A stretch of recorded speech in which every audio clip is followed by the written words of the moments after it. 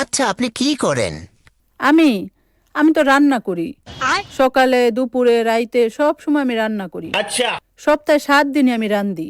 আবার কখনো যদি আমি অসুস্থ হই, তখনও অসুস্থ অবস্থায় আমি রান্না করি।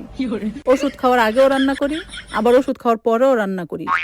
রানতে রানতে যদি আমার কলিজা ফুসফুস বাইর হইয়াও যায়, তবুও আমি রান্ধি।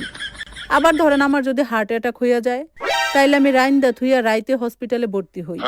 যদি সেখানে 2-3 দিন থাকতে হয়, তাহলে সেখান থেকে আসার পরও আমার রানতেই হয়। মানে এই রান্না থেকে আমার কখনো কোনো ছুটি নাই। এই যে সবাই ছুটি পায় না বিভিন্ন অকেশনে, সাপ্তাহিক ছুটি, ঈদের ছুটি, কিন্তু আমার কোনো ছুটি নাই। তখন আমার আরো বেশি বেশি করে রান্না করতে হয়। এই যেমন তখন ধরেন আমি আরো ফ্রাইড রাইস রান্না করি, চিকেন ফ্রাই রান্না করি, রোস্ট রান্না করি, কাবাব রান্না করি, বিরিয়ানি রান্না করি, পোলাও রান্না করি, টিকিয়া বানাই।